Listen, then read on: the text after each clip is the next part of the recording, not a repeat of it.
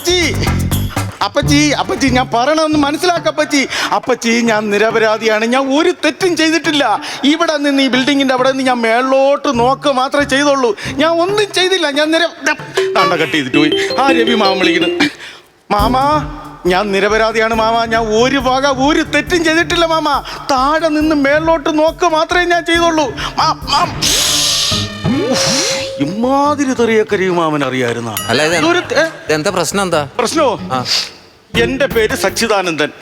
അടുത്ത് സ്നേഹമുള്ളവര് സച്ചിന്ന് വിളിക്കും. ഞാൻ ഭയങ്കര എച്ചിയാണ്. 1 രൂപ ഒരു മനുഷ്യന് കൊടുക്കൂല ഞാൻ. വെള്ളം ദാഹിച്ച് റോഡിൽ ഏവനെങ്കിലും ചാവാൻ കിടന്നാ പോലും 10 രൂപ ഞാൻ കൊടുക്കൂല. അത്ര എച്ചിയാണ് ഞാൻ. മനസ്സിലായ? ഇന്ന് 1-ാം തീയതിയാണ്. 1-ാം തീയതി ദിവസം പ്രത്യേകിച്ച് ഞാൻ ഒരു മനുഷ്യന് പൈസ കൊടുക്കൂല. കാര്യം ധനനഷ്ടം. ഇന്ന് എൻ്റെ അളിയൻ ജോലിയും കൂലിയും ഇല്ലാതെ എൻ്റെ വീട്ടിൽ കെട്ടിക്കേറി താമസിക്കുന്ന എൻ്റെ അളിയൻ 1-ാം തീയതി രാവിലെ 500 രൂപ ചോദിച്ച്. ഇന്ന് 1-ാം തീയതി ആണല്ല. ബാറില്ല, സിവിലില്ല. ബ്ലാക്കിൽ കവട്ടച്ചാരായം എടുത്ത് അടിച്ച് അത് തലമണ്ടേ കയറിയിട്ട് എന്നെ വന്ന് തെറി വിളിക്കണം. ഇത് അവൻ്റെ സ്ഥിരം ഹോബിയാണ്. അതുകൊണ്ട് ഞാൻ പൈസ കൊടുത്തില്ല. ഞാൻ നേരെ സൈറ്റിൽ വന്ന് നമ്മൾ അരി പ്രശ്നമാണല്ല വലുത്. ഇവിടെ വന്ന് അവ എൻ്റെ പുറകെ വന്നേക്കുന്നു. ഇവിടെ വന്നിട്ട് ഈ 5-ാമത്തെ നിലയുടെ മണ്ടേ കയറി എന്നിട്ട് പറയുകയാണ് 500 രൂപ ഇവിടെ താഴെ ഡ്രമ്മിൻ്റെ പുറത്ത് വെച്ചില്ലെങ്കിൽ താഴോട്ട് ചാടുമെന്ന്. താഴോട്ട് ചാടാനുള്ള 1 ആമ്പിയറും അവനില്ല. എനിക്കറിയാം ഇതൊക്കെ വെറും നാടകമായിരുന്നു. ഞാൻ മേളിലോട്ട് നോക്കിയപ്പോൾ കണ്ട കാഴ്ച എന്താണെന്നറിയാം. ഒരു കാക്ക വന്ന് തലയിൽ കൊത്തി കിടക്കണതാ. കാക്ക കൊത്തി തള്ളിയിട്ട്. ഈ കാക്ക കൊത്താനുള്ള കാര്യം എന്നറിയാം. പണ്ടേ ഇവന് ഉണക്ക മീനിന്റെ ഒരു സ്മെല്ലുണ്ടായിരുന്നു. മനസ്സിലായ? ഈ ഉണക്ക മീൻ കണ്ടു കഴിഞ്ഞാൽ കാക്ക വെറുതെ വിടുവോ? 25,000 രൂപയായി ഇപ്പൊ ആശുപത്രിയിൽ. 500 രൂപയാണ് ചോദിച്ചത്. 500 രൂപ 25,000-ൽ നിൽക്കുകയാണ്. ഇമാതിരി അളിയന്മാരുണ്ടെങ്കിൽ അയ്യോ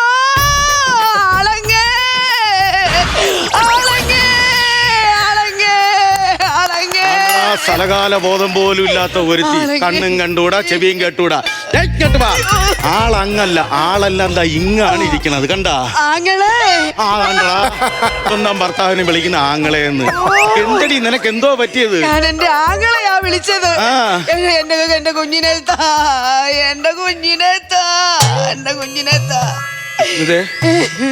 ഇത് സച്ചിയുടെ പണി സൈറ്റാണ്, അല്ലാതെ പ്രസവ ആശുപത്രിയല്ല.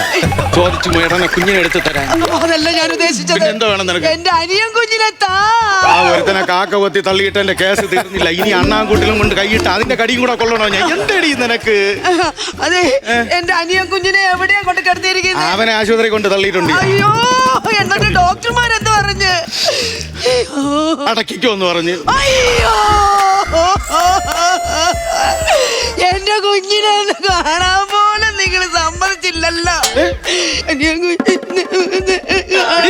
കാര്യം പറയടി. എന്റെ കുഞ്ഞിനെ ഒന്ന് കൊണ്ട് കാണിക്ക്. അതിന് ബില്ലടയ്ക്കാൻ പറഞ്ഞ ഇവളെ കൊണ്ട് കാണിക്കണെന്നുണ്ട്. എടി ബില്ലടയ്ക്കാനാണ് പറഞ്ഞത്. അടയ്ക്കാൻ പറഞ്ഞു, അടച്ചു, തിരിച്ചു വന്നു. നിനക്കിപ്പോ എന്താ വേണം? ബില്ലടയ്ക്കാനായിരുന്നു. ഒരു കരച്ചിൽ വേസ്റ്റായി. അതെ, നിങ്ങൾക്ക് എത്ര രൂപ ചെലവായി? എനിക്ക് 10-25,000 ചെലവായി. 500 രൂപയാണ് അവൻ ചോദിച്ചത്. എനിക്ക് ഇപ്പാണ് തോന്നുന്നത് ആ 500 അവൻ കൊടുത്തിരുന്നെങ്കിൽ 25,000 ചെലവാകുമായിരുന്നാ. 500 കാലത്ത് കൊടുത്താ പോരായിരുന്നോ? ഒന്നാമത്തെ പണി സൈറ്റിലെ പണിക്കാരന്മാരെന്ന് പറഞ്ഞാൽ മണ്ടന്മാരാണ്. എങ്ങനെ ലീവ് എടുക്കണമെന്ന് ആലോചിച്ചുകൊണ്ടിരുന്ന സമയത്താണ് ഇവ ഇതിന്റെ മണ്ടേന്ന് ചാടിയത്. ആംബുലൻസ് വിളിച്ച് 3 പേര് കയറുന്ന ആംബുലൻസിൽ 39 പേരാണ് വലിഞ്ഞു കയറിയത്. അറിയാമോ? എന്നിട്ട് ആ ആംബുലൻസിന്റെ ഡ്രൈവറെയും എവളെ അനിയനെയും കൂടെ വേറൊരു ആട്ടോ വിളിച്ചാണ് ഞാൻ ആശുപത്രിയിൽ വിട്ടത്. ഇതെല്ലാം കൂടെ 25,000 രൂപ ആയത്. ഒരു ഓട്ടോറിക്ഷ ആംബുലൻസ് ഓടുമ്പോഴത്തേന് 25,000 രൂപ. 5,000-6,000 രൂപ ആകും. നിന്റെ അനിയനെ കൊണ്ടുപോയ ഓട്ടോറിക്ഷയ്ക്ക് ബ്രേക്ക് ഇല്ലായിരുന്നു. ആശുപത്രിയുടെ ഫ്രണ്ട് ഗ്ലാസ് ഇടിച്ചു കയറി എല്ലാം കൂടെ തവിട് പൊടിയായി. അതിന് 15,000 ഞാൻ അവിടെ അടച്ചറിയാമോ?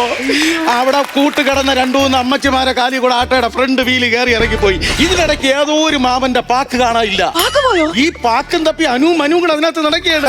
പൈസ ഇത്ര പോയെന്ന്. ഇനി പാക്ക് കണ്ടുപിടിച്ചില്ലെങ്കിൽ ഒരു പാക്കിന് 5 രൂപ ഇന്നത്തെ മാർക്കറ്റ് റേറ്റ്. അതുകൊണ്ട് ഞാൻ കൊടുക്കട്ടെ, എഴുതി വെച്ചോണ്ടിരിക്കുന്നത്.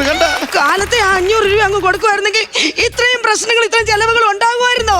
കൊടുത്താൽ മതിയായിരുന്നു. നിങ്ങൾ ദുഷ്ടന ദുഷ്ടന ദുഷ്ടന ദുഷ്ടന ദുഷ്ടന ദുഷ്ടന ദുഷ്ടന ദുഷ്ടന. Hello, flowers TV.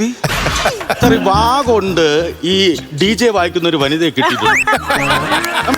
പരിപാടി വെറൈറ്റി പെർഫോമൻസിൽ കൊണ്ടുവരട്ടെ സാർ അടുത്ത ആഴ്ച 3-ാം തീയതി. എല്ലാം പറഞ്ഞ് സെറ്റ് ചെയ്തിട്ടുണ്ട്. എല്ലാം പറഞ്ഞ് സെറ്റ് ചെയ്തിട്ടുണ്ട്. ഫ്ലവേഴ്സിൽ പോവാൻ ചെല്ല്. അവിടെ എവിടെയെങ്കിലും ചെന്ന് ഒതുങ്ങിയിരിപ്പോ. ഞാൻ ഈ 7 വഴി കയറി പോട്ടെ. ഏണി എന്നത് ഇടി പണിക്കാർ കയറാൻ വെച്ചേക്കണ ചാരമാണ്, നീ കേറി പോ അങ്ങോട്ട്.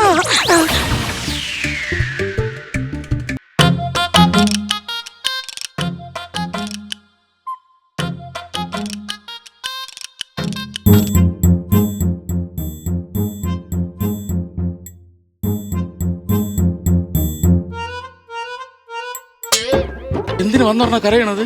ഞാനാര്? കരയോഗം പ്രസിഡന്റ്. അത് നീ മാത്രം പറഞ്ഞാൽ മതി, അവരറിയണ്ടേ. കരയോഗം പ്രസിഡന്റ് ആണ്, അതുകൊണ്ടാണ് കരഞ്ഞത് കേട്ടാ.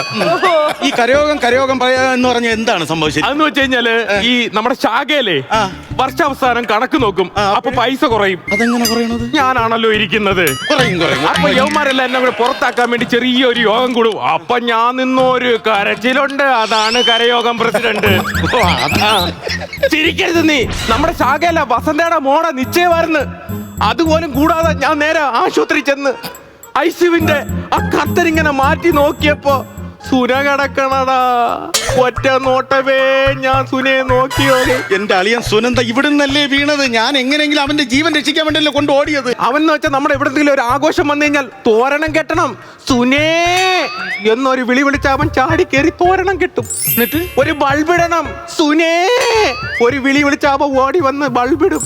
ഒരു കോളാമ്പി കെട്ടണം, സുനേ എന്നൊരു വിളി വിളിച്ച അയ്യപ്പ ഓടി വന്ന് അത് കെട്ടും. എന്തിനേറെ പറയുന്നു, എന്റെ കല്യാണ സമയത്ത് ഞാൻ സുനേ എന്നൊരു വിളി വിളിച്ചതേ ഉള്ളൂ. അവൻ കയറി വന്ന് താലി കെട്ടിട്ട് പോയി. കെട്ടി.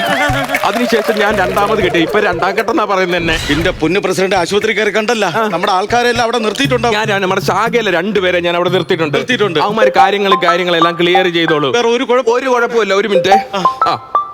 ഹലോ, എടാ ഡോക്ടറാ? യോ 1.5 ലക്ഷം രൂപ ഓപ്പറേഷന് കൊടുക്കണമെന്ന്. പൈസ കൊടുക്കണമെന്ന് പറഞ്ഞെന്ന്. 1.5 ലക്ഷം രൂപ. ഞാനാണ് ശാഖടയാ. അന്ന് കുറയ്ക്ക് ഡോക്ടറെ, നമ്മുടെ ചെറുക്കനാണ്. പൈസ കുറയ്ക്ക്. നമ്മുടെ ശാഖടയാ. പൈസ കുറയ്ക്കല്ലേ? കുറച്ചിട്ടുണ്ട്. കുറച്ച്. അപ്പൊ എത്ര എഴുതട്ട്? 1000 രൂപ കുറച്ചിട്ടുണ്ട്. 1,49,000 രൂപ കൊടുക്കണം കേട്ടോ. 1000 കുടുംബ കുറച്ചിട്ട് എനിക്ക് എന്തോന്ന് നേട്ടം ഇവിടെ? എന്തോന്ന് നേട്ടം? നാളെ ഞാൻ കുറ്റിയും കൊണ്ട് വരും. ഗ്യാസ് കുറ്റി ഇല്ല, രസീത് കുറ്റി. നമുക്ക് എഴുതണ്ട, ഡൊണേറ്റ് കൊടുക്കണം. നമ്മൾ 5000 രൂപ എടുത്ത് കൊടുക്കും. കടുത്തുപോയി പ്രസിഡന്റ്. ഇതിനേക്കാളും ഞാൻ നേരിട്ട് അവിടെ കൊണ്ട് കൊടുക്കുന്നായിരുന്നല്ല. വർക്ക്ഷോപ്പിൽ നാള് വന്നിരിക്കുന്നു. 35,000 രൂപ കൊടുക്കണമെന്ന്. അവന് ഈ കെട്ടിടത്തിന്റെ മോളിൽ നിന്നാണല്ലോ താഴെ വീണത്. അപ്പൊ നമ്മുടെ KC-യിലെ കേശു സാറില്ലേ, സാറിന്റെ കാർ കൊണ്ട് അവിടെ പാർക്ക് ചെയ്തിട്ടുണ്ട്. അതിന്റെ മുകളിലോട്ടാ വീണത്. ഒന്ന് കുറച്ചു തരാൻ പറ്റുമോ പൈസ? ഞാൻ ഇരിക്കുവല്ലേ. കുറച്ചു തരുമ്പോ. കേശു സാറേ, ഞാനാ ബാഗുലൈൻ. ഇല്ല, കാറിന്റെ മറ്റേ ബോണറ്റ് വീണെന്ന് പറഞ്ഞില്ലേ, അതിന് എത്ര പറഞ്ഞു? 35. അതിന്റെ എഞ്ചിനും കൂടി ഇത് എല്ലാം കണക്റ്റഡ് അല്ലേ? എഞ്ചിന്, എയർ ബാഗ്, അതൊക്കെ ഇതിന് വന്നു കഴിഞ്ഞാൽ അതിൽ കംപ്ലൈന്റ് വരും. ഓക്കെ. എത്ര എഴുതട്ട്? 80,000 എഴുതും. 80? 35 പറഞ്ഞത്. അത് അപ്പം ബോണറ്റിന്റെ കാര്യം മാത്രമല്ലായിരുന്നല്ലേ? അപ്പൊ ഞാൻ എഞ്ചിന്റെ കാര്യം കൂടി ഞാൻ അങ്ങോട്ട് ഓർമ്മിപ്പിച്ചല്ലോ. ഓർമ്മിപ്പിക്കാൻ പോയത് 40,000 രൂപ നഷ്ടമായാലേ. എനിക്കാ? അല്ലല്ല, അവന് നമ്മുടെ കൂട്ടത്തിൽ ഉള്ളവനെ എല്ലാ കാര്യവും ചോദിക്കാൻ ഞാൻ മാത്രമല്ലേ ഉള്ളൂ. 80,000 രൂപ എഴുതി നോക്ക്. എന്റെ പൊന്നെ, ഒന്നാമത് ചെറുക്കൻ ക്രിട്ടിക്കൽ സ്റ്റേജിൽ കിടക്കുന്നു. അവനെന്തിനാ ക്രിട്ടിക്കൽ സ്റ്റേഡിയത്തിൽ പോയി കിടക്കുന്നത്? ക്രിട്ടിക്കൽ സ്റ്റേജിൽ കിടക്കണമെന്ന് ഞാൻ പറഞ്ഞില്ല, ഇവളെ വായിന്ന് ഇങ്ങനെയൊക്കെ വരുവുള്ളൂ. നമ്മുടെ ശാഖ അറിയാൻ നീ അവളെ കെട്ടിയത് കൊണ്ടാണ് ഇതെല്ലാം നിനക്ക് സഹിക്കേണ്ടി വരുന്നത്. തലയിലായി പോയതല്ലേ പ്രസിഡന്റ്? കെട്ടിയപ്പോ ആലോചിക്കണമായിരുന്നു. 22 വർഷമായി കെട്ടിയിട്ട്. ആണല്ലേ? ഒരു മിനിറ്റ് നോക്കട്ടെ, ഒരു കോള് വരുന്നു. ഹലോ, തീർന്ന നോക്കിക്കൊണ്ടിരിക്കണ എന്ത്? കുഴിയെടുക്ക്, കുഴിയിലിട്, തീ കൊളുത്ത്, വട്ടം കൂടിയിരുന്ന് നമുക്ക് അങ്ങ് തിന്നാം. നിന്റെ അളിയനെ തിന്നാൻ പോണോ?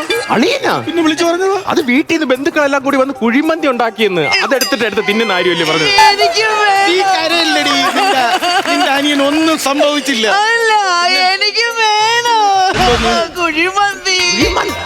എതിനേക്കാ ചില്ല് പൊട്ടിച്ചതിന്റെ പൈസ കൊടുത്തായിരുന്നോ? വണ്ടിയുടെ ചില്ല്. അത് ഓട്ട വല്ലതും കൊണ്ട് ഇടിച്ചായിരുന്നോ? ഓട്ട ഇടിച്ചതിന് അതിനൊരു 20,000 രൂപ കൂടി എഴുത്. അതിന്റെ 20 എഴുതി. നമ്മുടെ ശാഖയിലെ 2 പയ്യന്മാർ അവിടെ നിന്നില്ലേ, അവിടെ നമ്മളെ സഹായിക്കാൻ വേണ്ടി. അവന്മാര് ബിരിയാണി ഇല്ലെങ്കിൽ ആഹാരം കഴിക്കൂല. അവന്മാർക്കൊരു 3,000 രൂപ എഴുത്. ഫ്രീ ആയിട്ടല്ലേ നിൽക്കുന്നത്? ഇല്ല, ഫ്രീ അല്ല, ഞാൻ നിർത്തിയതാ. അവന്മാർക്ക് ആഹാരത്തിന് 20,000. പിന്നെ എന്റെ കാര്യം, എനിക്കൊരു 20,000 രൂപ വേണം. പ്രസിഡന്റ് എന്തോന്ന് പ്രസിഡന്റ് ഈ പറഞ്ഞോണ്ട് പറഞ്ഞത്? ഞാൻ ഈ കാര്യങ്ങളൊക്കെ നോക്കാനല്ലേ വന്നു. അതിന് 20,000 രൂപ. 20,000 എഴുതി എല്ലാം കൂടെ ഏകദേശം 5 ലക്ഷം രൂപ അടുപ്പിച്ചായി. 5 ലക്ഷം രൂപ അടുപ്പിച്ചായില്ലേ? അപ്പൊ പെട്ടെന്ന് പോയി പൈസ എടുത്തോണ്ട് വാ. ഇവിടുന്ന് പൈസ എടുക്കാൻ നിന്റെ പൈസ ഇല്ലേ? എന്തായാലും പൈസ ഒന്നുമില്ല. എന്തായാലും ഇത്രയും പൈസ ഞാൻ ചെലവാക്കിയില്ലേ, ഇനി ഒരു 500 രൂപ കൂടെ ഞാൻ ചെലവാക്കാൻ തീരുമാനിച്ചു. നിങ്ങൾ വേറൊന്നും തോന്നല്ലേ. പിടിച്ചോ, കുറച്ച് എലിപ്പാഷണം മാച്ചോണ്ട് വാ. അളിയനെ കൊല്ലാൻ പോണല്ലടാ. അവനെ കൊന്നിട്ട് എന്തോന്ന് കാര്യം? അവൻ ഈ നിലയിൽ ഇപ്പൊ ഇങ്ങനെ നിൽക്കുകയാണെങ്കിൽ എന്റെ പൈസ കുറെ കീറും. അതുകൊണ്ട് കഴിച്ച് എനിക്ക് ചാവാനാണ്. പോയി വാച്ചോണ്ട് വാ. നിനക്ക് ചാവാനോ? അങ്ങനാണെങ്കിലേ ഒരു കാര്യം ചെയ്യട്ടെ, എലിവിഷത്തിന് 100 രൂപയാവും. ഈ 400 രൂപ ഞാൻ എടുത്തോട്ടാ. അങ്ങനെയാണെങ്കിൽ 2 കുപ്പി എലിപ്പാഷണമായി. അവളെ കൂടി കൊല്ലാൻ പോണാ? നിന്നെയും കൂടെ. എന്നെയാ? വാ.